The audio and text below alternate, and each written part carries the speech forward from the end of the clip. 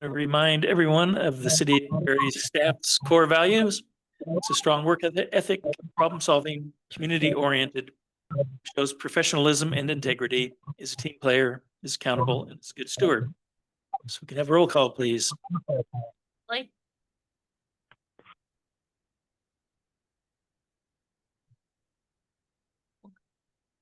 Joe, can you hear us? Yes, I can. Okay. So I have Shelley here, Mahler, Yes. Walling, Yes. Klein, Yes. Andor. Yes. Okay. Then the next step is approval of the meeting agenda. Second. Okay, any discussion? Roll call, please. Walling, Yes. Andor, Yes. Shelley, Yes. Mahler, Yes. Klein. Yes. Okay, item 2, consent agenda. It's the minutes of the October 20th regular city council meeting for contract service payments to Bolton and Mank for a total of $50,435. Claims register and financials of $422,391.46. And there are no licenses and permits this time. Can I have a motion, please? Make a motion to approve the consent agenda. I'll second. Okay, any discussion? Roll call? Klein, Yes. Mahler, Yes. Shelley, Yes. Walling, Yes. Andor. Yes. Okay, city administrators report. Sven. Right. First off, a couple of weeks ago, we had our first impressions program community forum. Had pretty nice attendance to that. And I think hopefully pretty soon we'll be getting the final report from Iowa State on that we'll be able to share with council. I believe the recording of the program is out, right, Chris? Yep. So I think that was posted on Facebook, but it's on our YouTube channel if you'd like to watch it. Otherwise, we should be getting that final copy of the report here shortly in the next week or two. I think next week they're due, and so some really good comments, things we're doing well, things we can improve. So I think overall it was nice to kind of get a fresh set of eyes on the community and get some feedback on all of that. So we also had the groundbreaking ceremony for ADR axles a couple weeks ago, and again, very well attended. Nice to be able to get everybody out there and celebrate that new company coming in and getting going.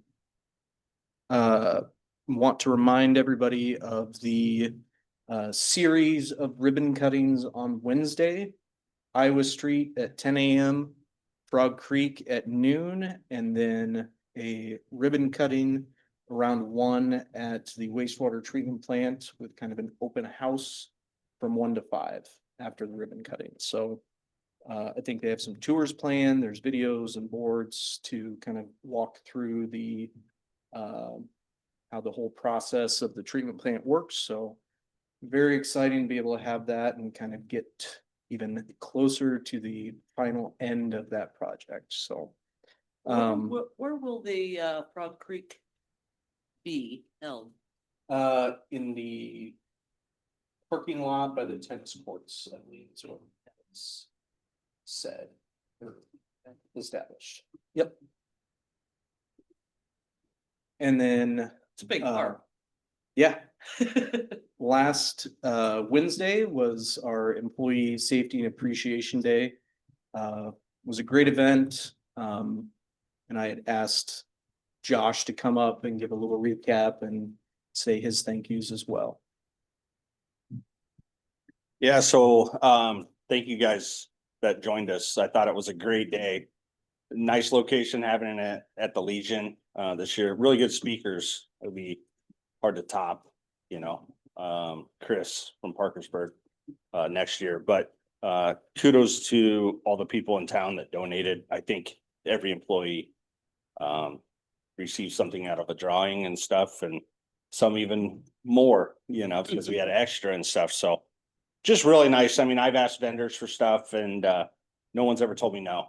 So, and I know that's with the other ones as well. So thank you guys for coming and appreciate it. So one other thing I wanted to add on a side note is don't anybody freak out, but tomorrow we're gonna probably start putting up Christmas wreaths. Cause the weather's really nice. So our arm truck has been down since last Tuesday.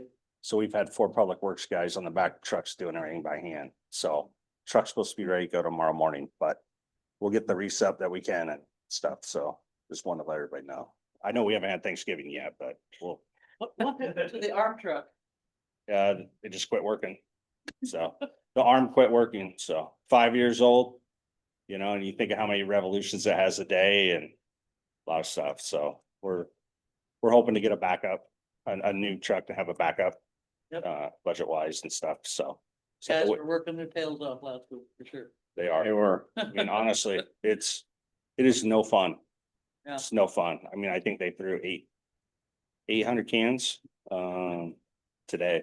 So tomorrow's 567 or so. So it's a lot doing it by It's a hand. lot. So God bless automation. So Not having the arm truck makes them and us appreciate the arm truck. What a Yeah. nice addition that was. Yeah. We did a number of years ago. it's tough when that goes down because I mean, garbage is the bread and butter for the city. You know, it makes a lot of money and, you know, when something like that breaks, it stinks because then you got to take 4 public works guys, you know, we're trying to pour like sidewalk out at the rec center for the playground and stuff like that and just trying to do stuff. But, you know, we got to do garbage first. They got to have their garbage picked up. So hopefully we're rocking and rolling. So Merry Christmas. Thank you, Josh, for putting the safety day together. I know it just doesn't happen by itself, so thanks. And it's totally not me. It's everyone in here. I mean, everyone did a tremendous job of doing stuff. So, It was a nice day, you're right. very nice. Yeah. Misty did a ton, you know, Susie, Best Chris, I've- Liz, Sure. everyone. So Jim did a little. Molly did a little too. So, but no. I'm just teasing it. Thanks, everyone. Thank you. Anything else, Finn? Nope. Any questions? Okay, so mayor and council comments. Just wanted to second the safety day last week. Wanted to put a shout out to all the city employees. They had a very safe year and our insurance rate went down a little bit because of that. So thank them and appreciate that they are taking their own safety in their own hands and trying to get home in one piece. So that was great. And also wanted to shout out to all the people that celebrated service anniversaries and were awarded plaques on that day. Reminder that everybody gets to vote tomorrow, so please show up. Wanted to thank the chamber for putting on a great Halloween downtown. It was very crowded down there, so thank you for them. So council, any comments? We are going to start playing pickleball on Friday nights this coming Friday. So if anybody wants to join in, we will be there from 6 to 8 at the McCrory Center.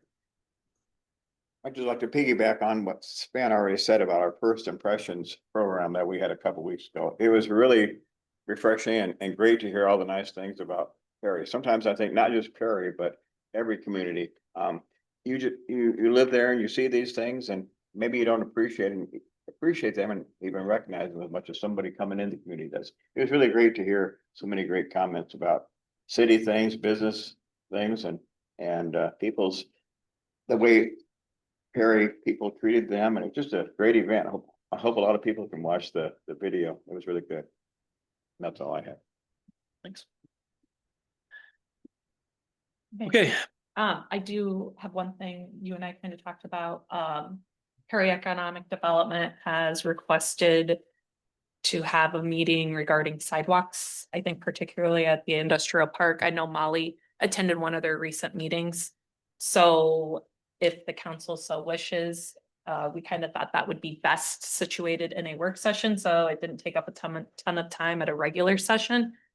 Don't know if you guys want to set that. Do you want to ponder on it and throw us over some dates? But that is a topic of discussion. I know Molly asked them for some dates, and she didn't get any feedback on what, they had for proposals on dates yet, so we'll kind of leave that up to you all for discussion if you so want to do something.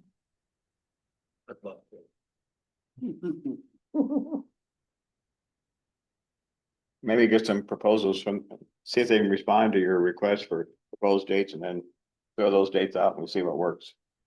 We can, is there anything do you guys want to say, like, you want to try to hit that in December? You want to do it this month, wait till the first of the year? Doesn't matter? I'm always in the sooner the better. Okay. I would request if possible sooner rather than later, just because we have projects going out there right now. Design for SUMAs, all of this discussion incorporates that. I did get a response just from one individual, but it's a collective group of them, so I want to make sure that the people that they want there are able to attend. Do you have any proposals? I will bring the facts to the table during the work session, but for time I can be flexible, so. We kind of thought it'd probably be a later afternoon / early evening meeting, just because I know a lot of those people have other full-time jobs, so. Okay. All right, we'll see what they come back with. Thank you. It's good. Okay. Next up, we have open forum.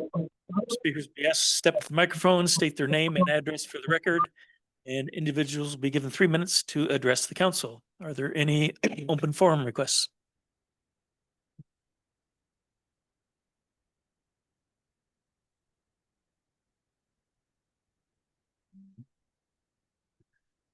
Okay, hearing none, we'll move on. The next item was a nuisance abatement hearing. This was approved by the council on September 15th to take place at the request of Mr. Deegan Devil Bliss for his property located at 204 Lucinda Street. September 30th, we got a request from Ms. D. Chinberg that we delay the hearing to today, November 3rd, from October 6th, which we approved. And so the hearing will be held in accordance with City Ordinance 50.13. And I noticed that no one from the group has shown up tonight, so. I did forward some emails this afternoon at 3:06. Miss Diane, is it Diane? I'm not quite sure. I think it's Diane Chinberg had emailed to myself, Attorney Dalen and Molly, and it stated, Perry City Council members, I hope this message finds you well. I wanted to inform you that I will be unable to attend the council meeting this evening, November 6th, due to personal reasons and scheduling conflict. I also wanted to provide an update regarding the ongoing probate matter related to the property in question. It has now been over 3 months since the property owner's passing, and we are continuing to work towards resolving the legal process. I am not legal representation in this matter, but I am the legal guardian of Deegan Devil Bliss, who will be taking over ownership of the property. Deegan is currently under the age of 18 until June 5th of 2026, which has caused some delays in finalizing the necessary paperwork. We are currently talking with attorneys to have everything properly settled, and the property will be taken care of as soon as we are legally able to do so. Given these circumstances, we respectfully request that the probate matter be considered for dismissal or reviewed for possible resolution. And when she says probate, I think she actually means abatement on the property. Again, assumption on my behalf, but that's how I read it. Then at 3:20, she sent a follow-up that again is addressed to the city council members. I'm writing in regard to the current nuisance abatement concerning the property related to the late Jean Devil Bliss. I respectfully ask the council to understand that given the recent passing and all legal and personal matters still being addressed, enforcing a nuisance abatement at this time would be unreasonable and difficult for us to comply with. We are still in the process of working through probate and other legal matters connected to Jean's passing, which has created several loose ends that cannot be resolved immediately. As previously mentioned, I am the legal guardian for Deegan, the future property owner, and we are working diligently to take care of the property as soon as possible. Additionally, we're coordinating with the beneficiary of Jean's life insurance policies to secure funds for purchasing a shed and improving the property's condition. These steps are already in progress, but they do but they take time due to the legal process involved. We respectfully ask for patience and understanding from the city council while we continue to handle these matters properly and responsibly. Thank you for your time and consideration. Again, that was sent at 3:20. So at that point, me and Molly did call, Mr. Dalen and, kind of discussed it. I don't know if he wants to weigh in. I think the property's kind of been notorious for some nuisance issues. We did send out some pictures that Molly took just today, so. Kind of weird to have a hearing without the other party, but Obviously, it's up to the council, but it seems to me that this is just gonna continue with the request to continue the hearing. So it would be my recommendation that we go ahead and the council, I know you've all seen the pictures. I believe it is a clear nuisance violation on that property. I would recommend that we go ahead and declare it a nuisance. I don't know if you all think a time limit would be in order, I don't know if you'd want to give them 30 days or whatever to have it cleaned up, and then I would recommend that the compliance department just go ahead and move forward and cite the property. I did actually speak with Ms. Schinberg today. I was trying to find out if they really had legal counsel so that maybe I could get a feeling if they were moving forward and what type of time frame. But she was unable to give me the name of the attorney. She said somebody else is working with an attorney, so I couldn't get that. Hmm. So, Do you feel, can you speak to like, would there actually be legal tie-ups with the transfer of the property? I mean, there's things that we can do without removing, like, just some clutter cleanup, right? Some organization of it without having to remove or talk to whatever. Is that, you think that's a reality, that there's legal issues there? Can you speak to that or not? well, the feeling that I got from her was that there may be some vehicles on the property that are owned by Right. other people than the current people who are on the property. But I still think you could move forward with cleaning up the junk on the property without having to have legal title to the vehicles. And my question was very similar in the probate process to Councilman Mahler's point, like the accumulation outside wouldn't really be part of a probate process, or a junk vehicle that's not in the property owner's name would, I assume, get impounded. and Correct, they'd be have to get rid with- of the junk one way or the other. connected to the Yeah. vehicle, not necessarily the property, but Correct. like in the photos, it's not a lot of, I mean, I don't think there's any real property issues with cleaning up and throwing things away that are clearly not of value. Exactly. So. Yeah. That's the questions I kind of had is in probate, is it every piece of everything, or is probate more tied to real property? Well, it's mainly tied to the real property, but also if there were things of value on the property. I mean, if there were vehicles that had value, those would be a part of the probate process, but not the junk. I mean, you can get rid of junk. There's no question about that. So I don't think that there should be a big holdup on getting rid of the junk. I mean, couldn't they even apply for the city's dumpster, or is there a long waiting list for that? I think we're about a week and a half to 2 weeks out on the, So I mean, they could even request the city's dumpster and get the junk out of there at least. And we probably have rental dumpsters available too. Or Yes. close. but that kind of gets tricky since Jean's gone, because we do require that the property owner or the person that is legally in charge of the property sign off on them. So then that way, if they don't pay, we can place liens back onto the bill or back onto the property. So maybe the city is an option, but there are private dumpster rental companies that can be, Yeah, and I mean, as you can see on the pictures, it looks like a lot of them are on trailer, a lot of they have moved to the trailers that I think have historically held junk from previous pictures. So, I mean, I don't know if that would be operable where they could just take it to the dump on their open Saturday.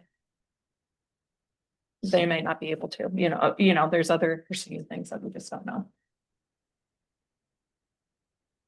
I think one of the things Dewey and Molly and I kind of discussed as far as it wouldn't be a traditional abatement. If we were to abate it, we probably, like Dewey said, would issue the municipal infraction and then take it before the court to get a court order to actually remove the stuff so that we catch ourselves in a situation where they come back and say we disposed of something of value.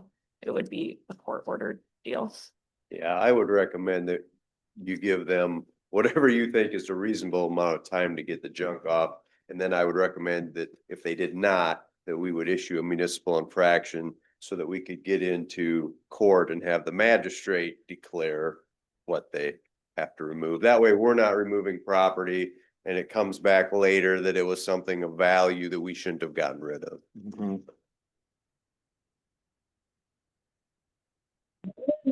Hello, Liz, I read all the documentation that you sent over.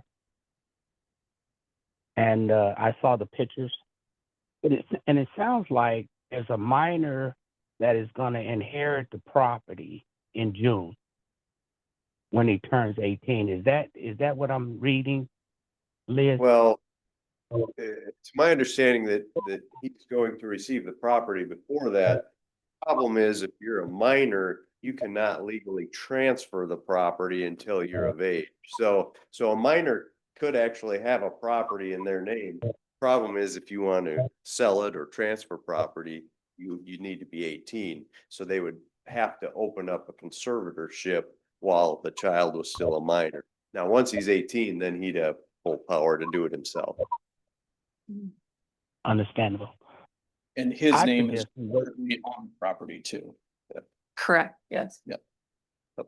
I suggest we wait till he's 18 years old and see what he's gonna do with the property before we open up a can of worms. It sounds like to me that nobody's making the decision until the probate is done.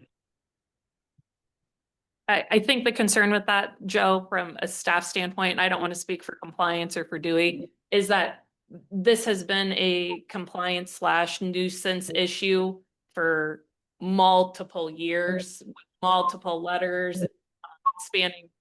I think I provided 2 years back, but I know that the compliance officer, Mark Holton, has information even further back than that.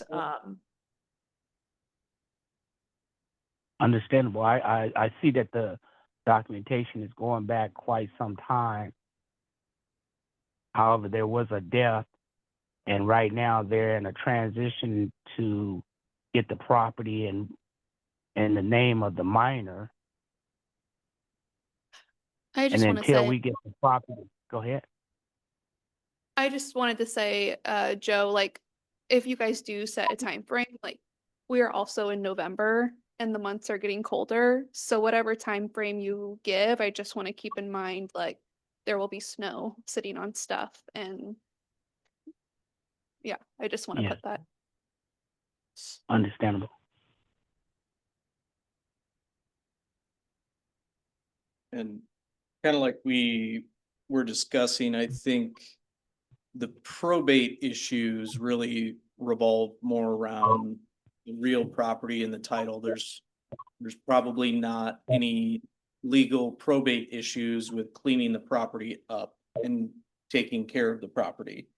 So I think that's kind of one of the larger considerations. Do we know, are either Mr. Deegan or Miss D residing at this property currently? Is there anyone residing in this property? I asked that question today. They said that they are there, well, they didn't say all the time, but part of the time they are living there. And in That's- 3 months, nothing has happened. Yeah, I think we have to I We have to think we put something as a time frame, but this Yeah, will be chasing our tail. I drove by in Yeah, for a year. September and I think the same stuff's hanging on the clothesline that was there when I went by in September. So Utilities earlier this year, a list of areas that had not had water services, and that house was on the list. Doesn't mean that maybe somebody's Oh. occupied it, but utilities aren't being ran. So there's no electricity or. I just know about water Water. Yeah. No water. as of when I got that list, so. So, Molly, if we move forward with some actions, and that's gonna put some financial burden on the potential owner of the home, is that what's gonna happen if we move forward with an order to clean up the property? Is that gonna put some financial burden onto the future owner? It could, if they don't clean up the property themselves, Joe. I mean, Yes. they will have the opportunity to clean up the property on their own, and then there wouldn't be additional financial burden. And they're not showing up to the city council meeting to address this situation, Right. and nobody's been able to speak with them. I've only spoken with Ms. Chinberg, the lady that sent the emails. She's the only one I've spoken Yeah. to. Yeah, Yeah. and Ms. Chinberg is the one that was requesting that initially made the request with Deegan and then also the request for the reschedule. So we did reschedule it because the thought process was the individual that was going to be assigned through probate as the executor wasn't able to Yeah. come. She did not give me any I mean, I read the emails, it did not say why that individual wasn't able to come. Maybe they didn't get that process done. So Ms. Chinberg's been the one that we've kind of been dealing with. Yeah. Do we know, are there any physical limitations with either of these individuals? I don't know that. I mean, I know that Ms. Chinberg came to the meeting. Yeah. It didn't appear that she had any, but that would be my only consideration, is that there was some physical limitations on that we maybe proceed with a little bit more caution, but I think that we have to do something. If we have able-bodied people that can at least start a cleanup process, I think that needs to be enforced. Or at least a time frame given for that. I agree. I agree. So Molly, what's the can we next? send them a notice? Can we send them a notice and saying in X amount of days, if nothing is done, we're gonna do it, and that's gonna put a financial burden on you when whoever takes ownership of the property? We will need a motion from the council finding that there is a nuisance violation on the property. And then it would set a time frame for them to have it cleaned up. I make a motion that we find this as a nuisance property and we give them 45 days to get it up. And I'll second that. any further discussion? I would say I think it's great. I would move it to 30, just because like Molly's point to the weather and those things, if we don't have this by December 1st, probably not much is gonna happen. So I'll amend my motion to 30 days. And I'll second that.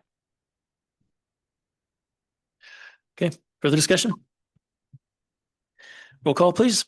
Andor, Yes. Shelley, Yes. Mahler, yes. Walling, Yes. Klein. Yes. Okay, we'll close the hearing. Move on to old business. Item A is approval of change order number 4 for the Iowa Street Stormwater Wetland. It's for a decrease of $1,693.58. And it's the final balancing for as-built quantities on the project. Can I have a motion? Change order number 4 for the Iowa Street Stormwater Wetland. I'll second that. Okay, discussion. This is like most other projects. It is a decrease, which is a good number to have at the end of the project, but this is balancing everything out for Susie. And then setting that final contract value for the next item, which would be the final acceptance certification of completion. And then the document after that would be the final payment, which is releasing that retainage, closing the books on the project. And then also here Wednesday, having the open house, kind of celebrate that project with contractor representatives from all parties and celebrate the good news. I get a lot of people questioning why we planted the reeds out in the pond, and my understanding is that we didn't plant them, they just kind of grew. I myself kind of like it because it looks more natural and it keeps people from getting in there and possibly drowning or something else, but could we talk about that a little bit more? So they were planted. Unfortunately, water flows downhill, and that's where a lot of that is likely coming from the farm fields upstream, kind of redepositing the seeds from that. We have been talking with the contractors, some other contractors, as well as Idols, kind of see what some of those management practices could be. How invasive are they? Seeing how quickly they came in, it's invasive. But seeing how we can manage it through mowing, different applications, stuff like that. So do we think it absorbs a bit of the nitrogen that runs off the fields at the same time, which would be helpful to the actual whole project? There's two sides of that. One thing that we want to look into further is kind of the restriction in terms of the flow. But it does help with that nitrification or denitrification, and just seeing what are the pros and cons and how do we make sure it's not more cons on the impact side of things. Yeah, because mowing, if we don't pull it out of there, it's going to cause a big Yep. BOD problem, I think. And I think some of the other things when we're out there today is looking at is with how thick it is, you do get buildup of other materials and stuff like that get blown around in the area. So looking at how we can manage the height, the continual growth on it for the system to be productive. Okay. And I think an important thing to remember is this is the project name. It could be a discussion to officially name the area, but it is the Iowa Street Wetland Project. Wetlands are much different than a pond type scenario. So it's kind of a to be expected thing in a wetland. There are benefits getting some of those nutrients out.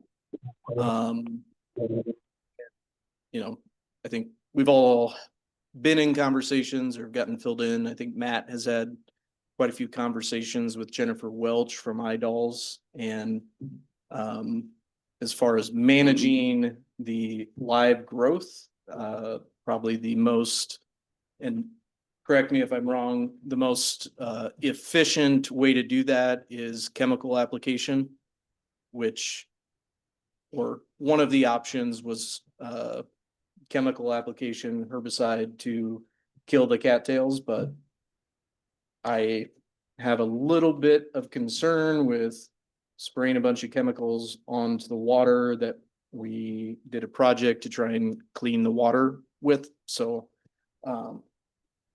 otherwise it would be mechanically going in and digging all the cattails out and managing them that way likely. Yeah, I mean, that sums it up pretty well. The chemical treatment was really probably the top of her list on ways to try to limit that. But that being said, actually to address your question, I did pose that question to her and her team, and actually she did a bunch of research through other staff within the IODNR.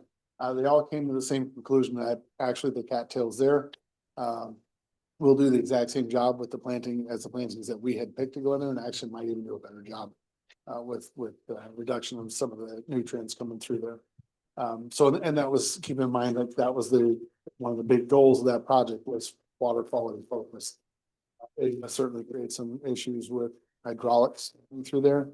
But I think honestly, the impact we're seeing from the hydraulic side will probably actually help the storm sewers along Iowa Street and on 26th Street there.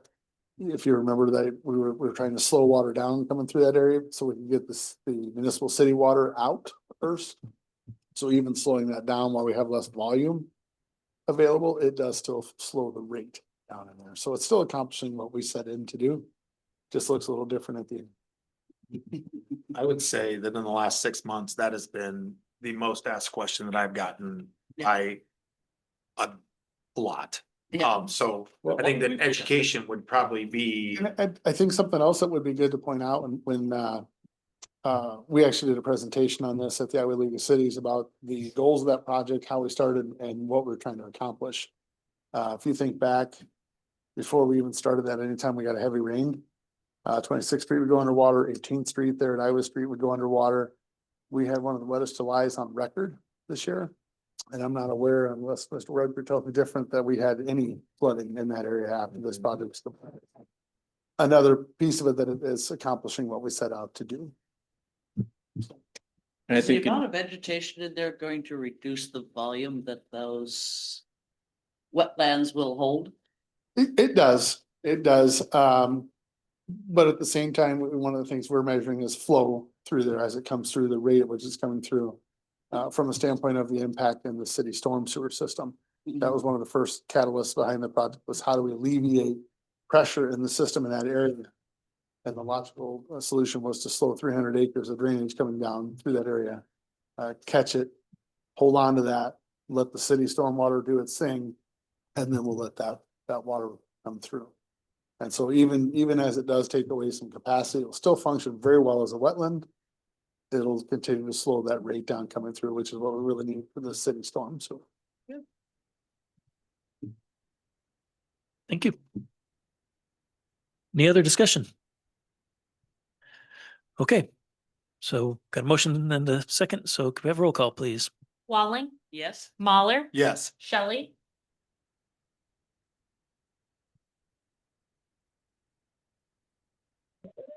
Yes. Klein, Yes. Andor. Okay, item B is a resolution approving statement of completion and final acceptance.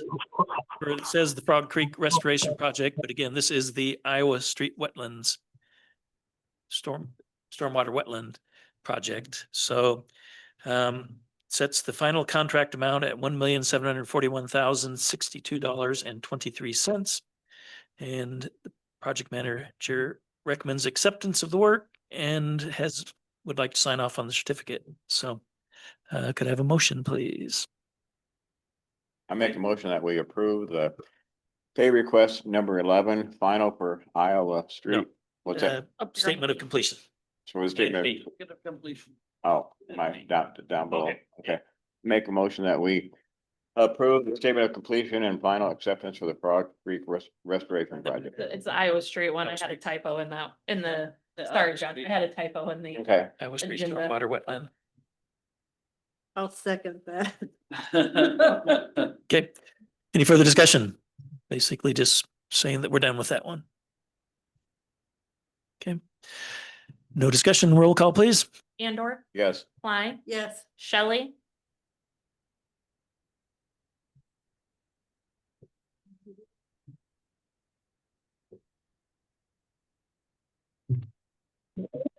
Yes. Mahler, Yes. Walling. Yes. Okay, item C is approval of the final pay request number 11 for the Iowa Street stormwater wetlands in the amount of $87,053.10 to Sandstone Management Ltd. And that's closes out all the retainage and closes out the project. So could I have a motion? We approve pay request number 11, final for the Iowa Street wet. A second. Okay, we need any discussion on that one? Okay, roll call, please. Walling, Yes. Klein, Yes. Shelley, Yes. Mahler, Yes. Andor, Yes. Okay, item D is approval of pay application number 1 for the downtown improvements phase 1 project in the amount of $7,085.68 to TK Concrete Inc. For the work in the alleyway behind Wells Fargo. Everybody Everything's been reviewed and signed off by the engineer. So could we have a motion, please? I make a motion, we approve pay application number 1 for the downtown improvements phase 1 project. I'll second. Any discussion on that one? So this is the first payment in this project. This project will go into next year. They're trying to get as much done with the weather. We are working with Mid-American on some gas main services that stubbed up into the a little bit of the existing pavement. Not that we're changing the profile, but not expected to be that shallow. So they are wrapping up that work today. Tomorrow is the schedule we just got today to get that buttoned up. The underground contractor, Scott Hughes, will be finishing up storm sewer up through Wells Fargo to keep that going and get it put back up this fall. So is Mid-American putting their service down where it belongs? They are putting it lower. Yeah, so there's a lot of, Don't they have to go at least 18 inches? I believe it's 18 inches away from things. There's a lot of utilities in there, so they're having to go a little deeper than that to get clearances from the other rooms in the alleyway. So Good. So it won't be up in the pavement. no, no, they actually ran into some issues getting bored under Lucinda. They actually had to open cut it, so they'll be putting back pavement there as well. And to answer Councilman Mahler's question, we got our numbers back from the electrician and have those to Lion Energy to put their costs together and then discuss at a future council to underground the electric in the alley. That before we play for concrete on there? Or after? We'll see. That's something we might want to do before. We should have brought it up sooner. To disregard that comment, are things going in a fashion that they should be? Are they running into a lot of difficulty? I see a lot of shaking heads when I walk out there. I would say the biggest unknown was the shallowness of the gas main. Obviously, we got potholes in the service to know exactly every inch of their main.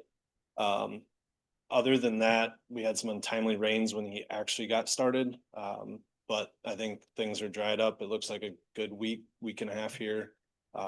Similar to the previous discussions, weather is upon us. So they're itching to get back in there, and we're pushing Mid-American to get them out sooner than later.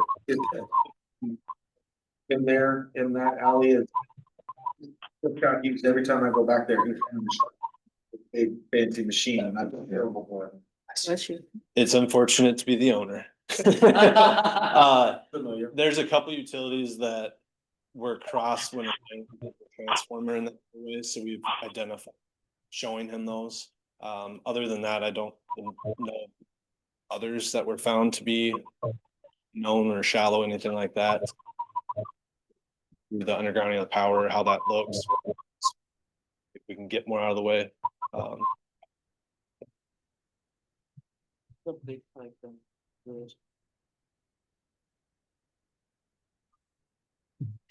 That's good. Any further discussion? Okay, roll call, please. Mahler, Yes. Klein, Shelley, Yes. Walling, Yes. Andor. Yes. Okay, well, on to item E is approval of pay application number 42 for the wastewater treatment facility improvements. This is in the amount of $272,182.55 to Woodruff Construction. And this is for $68,016 of new work completion and $204,166.55 of retainage release. That puts them to 99.7% payment for the total work, or an amount of $80,531.25, or 3% remaining in retainage. Could I have a motion, please? Make a motion that we approve pay application number 42 for the wastewater treatment facility improvements. Pay application number 42 in the amount of $272,182.55 to Woodwork Construction. I'll second that. Discussion. Yeah, basically, just a little bit of new work, but a lot of that's retainage, so a little bit left. I think everything's ready to go for Wednesday. I hope everybody can join us out there. It's gonna have some tours and stuff like that. I think it'll be a really good day. We have some videos that Bolton and me videoed of Sven, myself, I can't remember who else, but just really nice. It's gonna be a really nice project. And you know, as they're going, they're finding a few things here and there that needed done. So we're getting to that point where everything's pretty much wrapped up and plant's working great. So Good. Is it gonna be 66 on Wednesday too? I don't look at weather because I don't trust it. So Suppose. Sunny. Oh, No, see, most of it. so yep. Further discussion? Roll call, please. Andor, Yes. Walling, yes. Shelley, Yes. Mahler, Yes. Klein. Yes. Okay, on to new business. It's approval in Park and Recreation Advisory Board reappointment. Ms. Kim Herrera has submitted a request to be reappointed on the board for a 3-year term, which would end on 11/7 of 2028. So could I have a motion, please? Make a motion to approve of a Park and Recreation Advisory Board reappoint. And I'll second. Okay, we need any discussion on that one? Thank her for her service. Okay, I don't even know how long Kim has been on, but she was on back when I was there and she's been a great participant in that board. So very grateful for her time put in helping the Parks and Rec department. okay, roll call. Klein, Yes. Walling, Yes. Shelley, Yes. Mahler, Yes. Andor. Yes. Okay, being no further business, we will adjourn. Thank you all for coming. Okay, I grabbed the wrong sheet. I grabbed last time's sheet because I needed Joe's signature. So I gotta run upstairs and get it. Sorry, guys.